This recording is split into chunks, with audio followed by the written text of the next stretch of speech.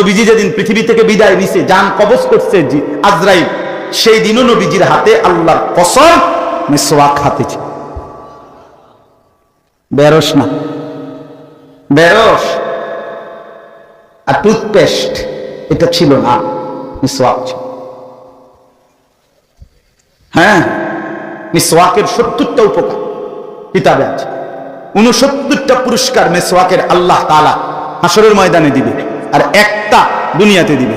কি? একটা পুরস্কার হলো দুনিয়াতে মিসওয়াক যে নিয়মিত করবে, রব্বে করিম তাকে ঈমানের মৃত্যু নসিব করবে। মরণের সময় তার জবান দিয়া কালেমায়ে শাহাদাত উচ্চারণ, তাযকিরুশ শাহাদাতাইন ইনদাল মাউত, এর মিসওয়াকের উপর। কি বন্ধু, আপনারা এই সালাক, আমরা হুজুররা বেকুব? জি না, আমনে লাইনে সালাক, আমি আমার লাইনে সালাক। এই জন্য দয়া করে অনেক মুরব্বী আছেন, বাবা চাচা আছেন, ফিকির করেন, সুন্নাতের অনুসরণ, দাড়ি রাখেন, দাড়ি কাটা বন্ধ করে দেখেন, সিদ্ধান্ত নিলেই হয়ে যায়। আমি আমার সাথে যারা ছিল মক্কায় থাকাকালীনে, আমি মদিনায় আমরা হজ্জের পরে গেছি, বললাম তাই আমভাবে যে দেখেন কিতাবে স্পষ্ট আছে, নবীজির কাছে একবার মদিনায়, নবীজির জামানায় পারস্য, মানে আজকের যে ইরান এবং তার পার্শ্ববর্তী এলাকা, ওই পারস্যের অগ্নিপূজক বাদশার পক্ষ থেকে, কিসরা, তার পক্ষ থেকে 2 জন দূত, রাষ্ট্রীয় দূত নবীজির কাছে মদিনা আসছিল। তো আসার পরে তাদের দাড়ি ছিল না চেহারা। নবীজি সাল্লাল্লাহু আলাইহি সাল্লাম, কসম আল্লাহ, নবীজি তাদের দিকে তাকাইয়েই, তাদেরকে দেখেই চেহারা ফিরাই, চেহারা ফিরাই এবং জিজ্ঞেস করছেন, তোমাদেরকে এইভাবে দাড়ি কাটতে, অর্থাৎ তোমাদের মুখে যে দাড়ি নাই, এটা তোমাদেরকে কে বলেছে? ওরা বলল, আমাদের রব, মানে তারা তাদের বাদশাকে খোদা বলত। আমাদের খোদা, যিনি পারস্যের কিসরা বাদশাহ, তিনি বলছে দাড়ি কাটতে। নবীজির সাথে সাথে নবীজি বলছে, বল আমারা রব্বি বিইফাই লিহইয়াতি, আর আমার রব আসমানওয়ালা আমারে দাড়ি লম্বা করতে বলছে। তা আমি বললাম যে যদি আজও রাসূলুল্লাহ সাল্লাল্লাহু আলাইহি সাল্লামের ব্যাপারে আহলে সুন্নাত ওয়াল জামাতের আকীদা কি? আহলে সুন্নাত ওয়াল জামাতের আকীদা হলো নবী সাল্লাল্লাহু আলাইহি সাল্লামের যাবতীয় বিষয়, ইজ্জত, সম্মান, আজমত, মর্যাদা, তিনি জীবিত থাকাকালীন যেমন ছিল, ইন্তেকালের পরে এখনো 100% হুবহু সেরকম, 100% নবীজি সাল্লাল্লাহু আলাইহি সাল্লাম এর মর্যাদা একই রকম। বুঝেন না আমার কথাটা? একই রকম। নবীজির যা কোরআনে আছে, আল্লাহ তাআলা নিষেধ করছে নবীর সামনে উঁচু আওয়াজে কথা বলো না। সাহাবায়ে কেরাম নবীজি জীবিত থাকাকালীনও উঁচু আওয়াজে কথা বলে নাই, নবীজির ইন্তেকালের পরেও মসজিদে নববীর এরিয়াতে কোনোদিন উঁচু গলায় কথা বলে। আমি এইবারও দেখছি মক্কার, ওই একটু আগে বলছি, মাগরিব বাদ যেখানে বয়ান করছি সেখানে বল, মক্কার যারা পুলিশ, মানে হাজিদের খেদমতে পুলিশ আছে না মসজিদে, শত শত হাজার হাজার পুলিশ, ওরা মুখ দিয়ে আওয়াজ করে কথা, হাজি তরিক তরিক, এ আল্লাহ সূরা, মানে মুখে কয়, জোরে জোরে কথা কয়। কিন্তু মদিনার কোন পুলিশ রাসূলুল্লাহ সাল্লাল্লাহু আলাইহি ওয়াসাল্লামের রওজার এখানে কেউ মুখে কিছু বলে না, হাত দিয়ে টানে, শুধু হাত দিয়ে ঠেলে আগায় দেয়, এরা কথা কয় না, জোরে আওয়াজ করে, নিষেধ। রাসূলুল্লাহ সাল্লাল্লাহু আলাইহি ওয়াসাল্লামের আজমত, ইন্তেকালের আগে তিনি যেমন মর্যাদা যা কিছু ছিল এখনো তা। নবীজি সাল্লাল্লাহু আলাইহি সাল্লামের স্পষ্ট হাদিস, তিনি বলছেন, আমার ইন্তেকালের পরে যারা আমার রওজায় মদিনায় আমার সামনে দাঁড়িয়ে আমার জিয়ারত করলো, তারা যেন হুবহু আমার জীবিত থাকাকালীন আমার সামনে জিয়ারত করলো, হুবহু 100%। তাইলে কি বুঝাইতে চাচ্ছি? বুঝাইতে চাচ্ছি এই কথাটা, যেই নবী সাল্লাল্লাহু আলাইহি সাল্লাম জীবিত থাকাকালীন দাড়িবিহীন চেহারা দেখে চেহারা ফিরায়া নিলেন, আজও যারা নবীজির রওজার সামনে যাবেন, তো তাদের চেহারায় যদি দাড়ি না থাকে, তো নবী সাল্লাল্লাহু আলাইহি সাল্লাম চেহারা ফিরাই নেবেন না? তো আপনি কারে সালাম দিবেন? আলহামদুলিল্লাহ, যে 2-4 জন আমার সাথীদের মধ্যে ছিল, আমার 54 জন সাথী, আলহামদুলিল্লাহ, আল্লাহর দয়ায় মদিনা যখন রওনা দিছে সবাই চেহারায় দাঁড়ায়। এবং কাল পরশুদিন যখন আসছি এয়ারপোর্টে, ওই পর্যন্ত আমি একজনকে দেখি নাই দাড়িতে হাত লাগাইতে। আলহামদুলিল্লাহ, আল্লাহ আমার সাথীদেরকেও বরকত দান করে, আল্লাহ আপনাদেরকেও তৌফিক দান করে। আমার প্রিয় বন্ধু, আরেকবার দিলের সাথে বোঝাপড়া করেন, অন্তরের সাথে। কেন রাখবেন? কেন কেন রাখবেন? আরেকবার আমনে টামনে বুঝবেন, মনের একটা বুঝাপড়া করেন যে রাসূলুল্লাহ সাল্লাল্লাহু আলাইহি ওয়াসাল্লামের অনুসরণটা আপনার পছন্দ হয় না কেন, তার একটা যৌক্তিক কারণ আপনি বাইর করেন। আরে আমার কথাটা বুঝছেন কিনা বলেন না? একটা যৌক্তিক কারণ, বিড়ি সিগারেট এই দুর্গন্ধওয়ালা মুখটা কেন বানাইলেন, এটার একটা কারণ দর্শন, একটা কারণ কর না। কথায় কথায় গালি দেন মুসলমান হইয়া, এটা কারণটা বলেন না কি আসলে, কথা বলেন। সুদ ছাড়া, কিস্তি ছাড়া চলতে পারেন না, সংসার চলে না কেন? সুদের লেনদেন করলেন কেন? সুদের মধ্যে আটকায় গেলেন কেন? কয় টাকার অভাবে কইরা সুদ লইছিলেন? কি বলে? দয়া করে এই আয়াত আবারও বললাম, আল্লাহ তাআলা বলছেন আমি অনুসরণের জন্য, আনুগত্যের জন্যই শুধু রাসূল পাঠিয়েছি। এজন্য নবী সাল্লাল্লাহু আলাইহি সাল্লামকে ভালোবাসেন। এটা যদি এখন এই পাশ থেকে একজন একজন করে জিজ্ঞাসা করি, এই পর্যন্ত আমি পর্যন্ত সবাই আমরা বলবো যে হ্যাঁ নবীকে ভালোবাসি, ঠিক কিনা বলেন না? এটা আমরা বুঝি, জিগাইলে একজন একজন করে কইতে কইলেও সবাই কইব এটা, কিন্তু প্রমাণ তো দেখান, কাগজপত্র দেখান, কথা বোঝেন না? কথা BSc/RS দেখান, খতিয়ান কই, কাগজপত্র লাগবে না আমার কি? তো এটা আপনার জমি, আপনি বলতেছেন এটা দেখাবেন না, কাগজ কই, দলিলপত্র কই, কাগজপত্র কই? রাসূলুল্লাহ সাল্লাল্লাহু আলাইহি সাল্লামের ভালোবাসার প্রমাণ। অনুরোধ রইল, আপনি আপনার ভালোর জন্য, আমার জন্য না, আপনার ভালোর জন্য আপনি নবীজির অনুসরণ করেন, তাইলে আপনার ভালো হবে, ভালোবাসা প্রমাণিত। আখিরাত চাইতে হইলে অনুসরণের মাধ্যমে প্রমাণ করতে হবে। আর দুনিয়া ভাত মাছ চাল ডাল জিলাপি বিরিয়ানি খিচুড়ি অথবা দুনিয়াবি কোনো কিছু, এইটা যদি পাইতে চান রাসূলের ভালোবাসার নাম দিয়ে, এটা ঠিক আছে, কোনো সমস্যা নেই। কিন্তু আল্লাহ বলছে রাসূলের অনুসরণ করবে সে আখিরাত পেতে চায়, যে আল্লাহকে পেতে চায়, যে বেশি বেশি আল্লাহর জিকির করতে চায়। যে আখিরাত যদি দরকার লাগে তাইলে এই সম্ভব করলে ওই তো না, না কাকু বিড়ি খাইতে খাইতে নবীর ভালোবাসা, জি না, এত রঙে দোয়ান ভাই খায় না, এত রং না, এত তামাশা না। এটা দুনিয়া পাওয়া যাবে, দুনিয়া মিলবে, আখিরাত মিলবে, আখিরাত। এবার আসেন দ্বিতীয় অংশ, শেষ কথা। একটু আগে আমরা এটা বলছি, নবী সাল্লাল্লাহু আলাইহি সাল্লামের অনুসরণের মাধ্যমে আমাদের আল্লাহ আমাদের গুনাহ মাফ করে দিবে, ঠিক কিনা বলেন?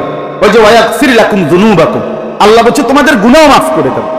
তাহলে আমাদের মাগফিরাত আমাদের দরকার কিনা, কথা বলেন না? এই শেষ, কথাটা শেষ, আর একটু কথা, এটাই শেষ। আমাদের মাগফিরাত আমাদের দরকার কিনা? আমাদের প্রত্যেকের জিন্দেগিতে নেকি চাইতে গুনাহ বেশি কিনা? অনেক বেশি, আমারও আপনার অনেক অনেক অনেকবার গুনার দিকে তাকাইলে নেকি বলতে কিচ্ছু অন্ধকারই দেখা যায়। এই জন্য মাগফিরাত দরকার, আমাদের গুনাহ মাফ পাওয়া দরকার। তো আল্লাহ তাআলা এই আয়াতের মধ্যে একজন মুসলমান মুমিন নিজের গুনাহ মাফ পাওয়ার জন্য, নিজের গুনাহ মাফ করাইবার জন্য একটা দারুণ চমৎকার কার্যকর একটা পদ্ধতি, কৌশল আল্লাহ বলছে। কৌশলটা কি?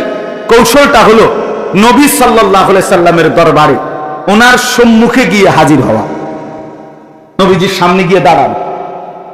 নবীজির সামনে গিয়ে দাঁড়াইয়া কেউ যদি আল্লাহ তাআলার কাছে নিজের গুনাহ মাফ চায় আর সাথে দিল থেকে এটা বলে, হে আল্লাহর রাসূল, আপনাকে সামনে নিয়ে আমি আল্লাহর কাছে আমার গুনাহ মাফ চাচ্ছি, আপনিও লগে আমার জন্য আল্লাহর কাছে একটু সুপারিশ করেন, আমারে আল্লাহ যেন মাফ করে দেয়। আল্লাহ এই আয়াতে বলছে, বন্ধু আপনার উম্মতের আবদারে আপনি যদি কোন আমার কাছে, আমি লগ লগ 100 মাফ করে দেব।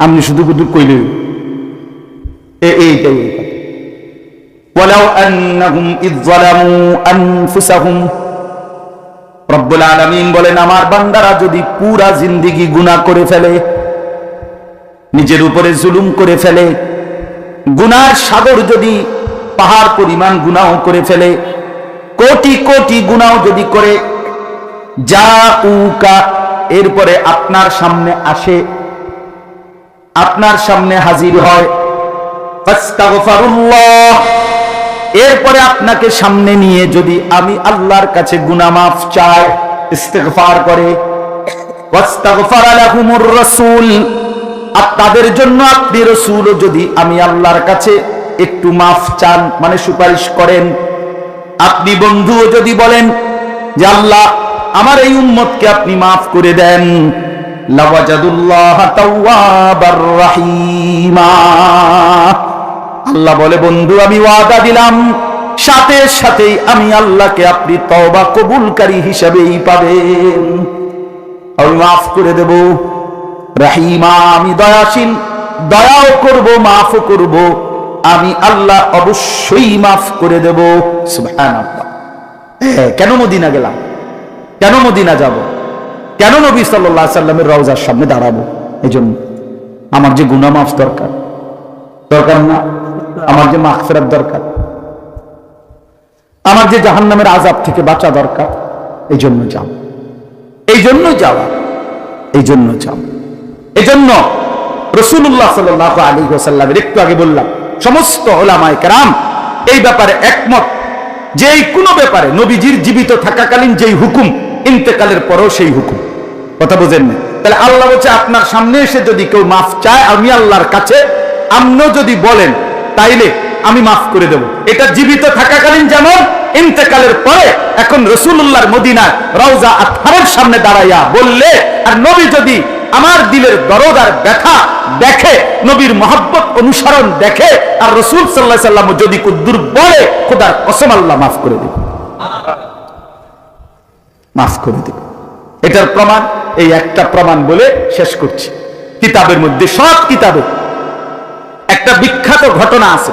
একজন বড় বুজুর্গ ছিলেন উবাইদুল্লাহ আল আতিবি রাহমাতুল্লাহ আলাইহি, ওনার নাম আতাবিও বলে। তো এই বুজুর্গ আল্লাহর ওলি, আল্লাহর এক নেক বান্দা, নবীজি সাল্লাল্লাহু আলাইহি সাল্লামের ইন্তেকালের পরে একবার এই বুজুর্গ নবীজির রওজা শরীফ মদিনা, নবীজি সাল্লাল্লাহু আলাইহি ওয়াসাল্লামের রওজার পাশে দাঁড়িয়ে আছেন। তো এই অবস্থায় একজন সহজ সরল মুসলমান, সাধারণ মুসলমান, এই লোকটা আয়েশা নবীজি সাল্লাল্লাহু আলাইহি সাল্লামের রওজার সামনে সেই লোকটা এসে দাঁড়াইছে, এই বুজুর্গ পাশে দাঁড়ানো। শুনতেছেন কথাটা? এইটাই শেষ কথা, এই শেষ ঘটনাটা বলতেছি। সব কিতাবে আরবি, উর্দু, বাংলা নবীজির মদিনার ফজিলত, জিয়ারতের ফজিলতের উপরে যত কিতাব আছে আছে এই কথাটা, ঘটনাটা। তো এই লোকটা ওই যে সাধারণ গ্রাম্য সহজ সরল মুসলমানটা আইসাই, আহম্মদ কথা বলো কেন, ফালতু কথা করবে না।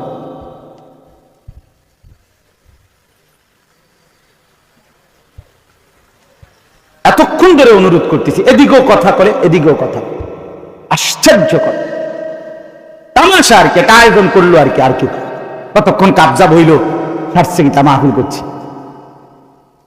আর কি। হেতে আইছে, হেতে আইছে, মানুষ আইছে, বহন বেচা হয়েছে, বুট বেচা হয়েছে, চা বেচা হয়েছে, আর কি তা। এবছর এই 3 জন বদলাইয়া, সামনের বছর আরো 3 জন আনবে, বুঝলেন না কথা? খালাস। এখানে যারা আপনারা কথা বলতেছেন তো অবুঝ না,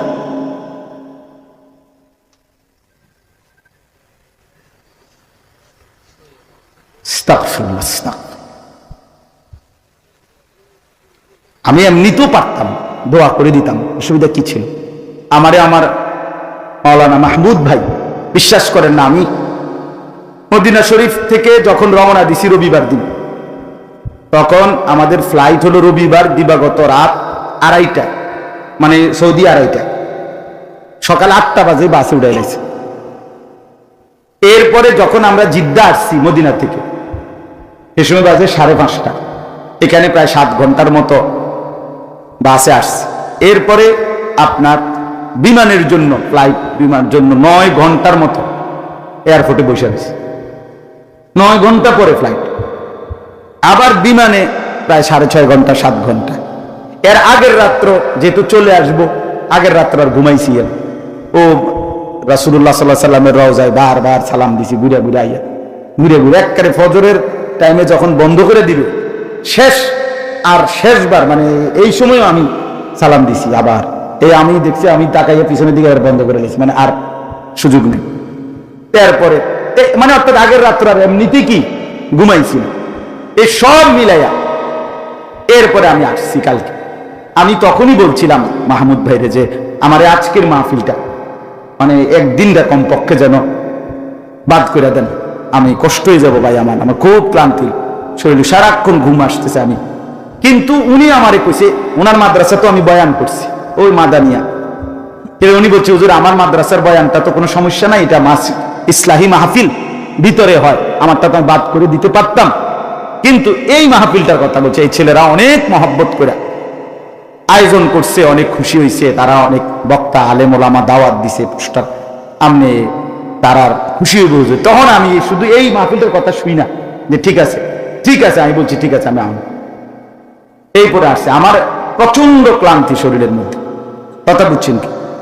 কিন্তু কোনোভাবেই আপনাদেরকে বুঝাইতে পারলাম না, আপনারা আপনাকে ক্যাশ করতে আছে। আফসুস, আসলে আফসুস। পাঞ্জাবি টুপিওয়ালাও কথা কারে বলবো, কারে শোনাম? পাঞ্জাবিওয়ালারও আর কিছু দরকার নাই, এখন মোবাইল আছে, সমস্যা কি? যা দরকার সেটা তো আছে, ফেসবুকে আছে, ইউটিউবে আছে, আর কি দরকার? যেটা লাগবে সেটা তো মোবাইল আব্বারে জিগাইলেই হবে। না না, বাস্তব এখন মানসিকতা এটাই। হুজুর হুজুর টুজুর সব চাইনি, তুমি আছো হুজুর একজন লইয়া ফিরে দিছো, আমার মোবাইলে আছে লাখ লাখ হুজুর। আগে কইতো বানছে, এটার এখন নমুনা আছে। আগে মুরব্বীরা অনেক সময় কথা কইতো রসিকতা করে, সাদওয়ান আরে ওরা দুই চারজন হুজুর আমরা পকেটে রাখি, কয়েক হাজার হুজুর পকেটে রাখি, ওই যে মোবাইলের ভিতরে। এটার ওই মুরব্বী কথাটা এখন কি হয়েছে বাস্তবায়ন। আমার ভাইয়া খামখেয়ালিতে বললাম না, জিন্দিগি চলে যা। তো পরে এই লোকটা দাঁড়াইয়া ওই বুজুর্গ পাশে শুনতেছে, লোকটা সেই নবীজির রওজা পাকে সামনে দাঁড়িয়ে বলল, ইয়া রাসূলুল্লাহ, আমি আল্লাহর কোরআনের এই আয়াত আমি শুনেছি, পড়েছি যে আল্লাহ বলছে আপনাকে সামনে নিয়ে আপনার কাছে যদি কেউ মাফ চায়, আরে আল্লাহর কাছে কেউ মাফ চায় আর আপনিও যদি একটু সুপারিশ করেন তো আল্লাহ মাফ করে দিবে গুনাহ। ইয়া রাসূলুল্লাহ, আমি আসছি আপনার সামনে, আমি আল্লাহর কাছে মাফ চাইতেছি, আপনি বদ্ধ কোন আমল? এই লোকটা বলছে, ও সাধারণ যে আপনার কাছে আমার অনুরোধ, আমি মুস্তাগফিরান বিযুনুবি, আমি আমার গুনাহের জন্য মাফ চাচ্ছি, ওয়া মুস্তাশফিআন বিকা ইলা রাব্বি, আর আপনার কাছে আপনার মাধ্যমে আল্লাহর নিকট বলার জন্য আপনার কাছে একটু সুপারিশ চাচ্ছি। আপনি কদ্দুর সুপারিশ কোন আমার লাগে কদ্দুর? এই কথা বলে এই সাধারণ লোকটা, সহজ সরল মুসলমান এই লোকটা আপনার এরপরে একটা চারটা শের পড়ছে, চারটা লাইন নবীজির মহব্বতে কবিতা আবৃত্তি করছে। ইয়া খায়রা মান দুফিনাত বিল কা'i আযমুহু ফাতাবা মিন তিবিহিন্নাল কা'u ওয়াল আকামু নাফসিল ফিদাউ লিকবরিন আনতা সাকিনুহু ফীহিল আফাফু ওয়া ফীহিল জুদু ওয়াল কারাম। এটা নবীজির প্রশংসার বাক্য কিছু। এই চারটা শের পড়ে লোকটা চলে গেছে।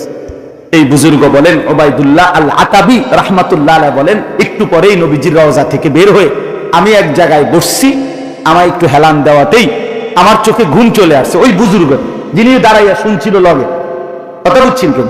কসম আল্লাহর, ওই বুজুর্গ বলেন সাথে সাথেই চোখ ঘুমের থেকে ঘুমে যাওয়াতেই, ঘুম আসাতেই আমি নবী সাল্লাল্লাহু আলাইহি সাল্লামের স্বপ্নে নবীজির জিয়ারত নসিব হয়েছে। আর নবীজি সাল্লাল্লাহু আলাইহি সাল্লাম বললেন, আমাকে বলছেন, এখন আল হাইক, তুমি ওই বেদুইন, ওই আরবি যে লোকটা একটু আগে আমার সামনে দাঁড়াইয়া আমার প্রশংসার বাক্য বলছে, আমার কাছে সুপারিশ চাইছে, তুমি তার এখন গিয়া বলো আমি তার জন্য সুপারিশ করছি আর আল্লাহ তারে পুরা মাফ করে দিচ্ছি। আচ্ছা, এইটা যে বাস্তব সত্য গল্প কাহিনীটা, এই ঘটনাটা, এটার প্রমাণ কি জানেন?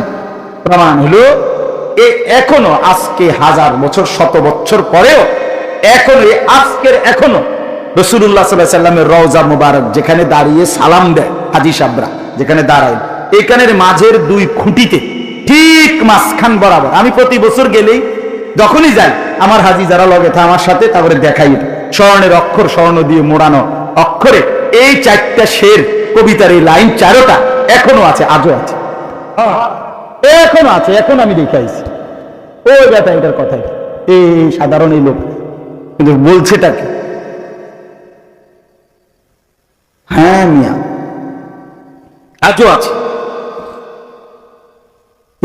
সবাই ওই হাজি সাবরা তেমনি সাধারণ অনেকে তো পড়তে পারে না, এটা বুঝে না, মানে কত কথাই তো লেখা আছে, কিন্তু ওই বেদুইনের শের যে নবীজির ভালোবাসায় নবীজির সামনে দাঁড়িয়ে এটা পড়ছিল এবং আল্লাহর কাছে ইস্তিগফার করছে, সুপারিশ চাইছে নবীজির কাছে। এজন্য বাপ দুই কথা আজকে বললাম।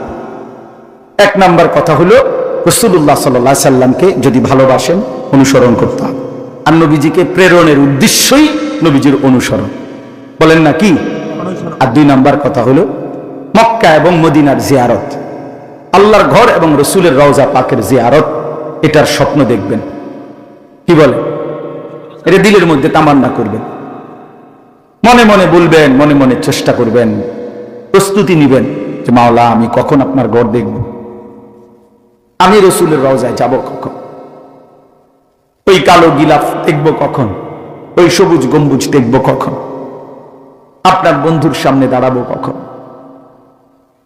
আমার রুমমেট একজন ছিল আমার সাথে, ও বেচারারে আমি এমনি ভালো ইঞ্জিনিয়ার, অনেক কিছু শিখাইছি, এটা এটা কইবেন, কেমনে সালাম দিবেন, কেমনে কি করবেন, খুব ভালো মানুষ।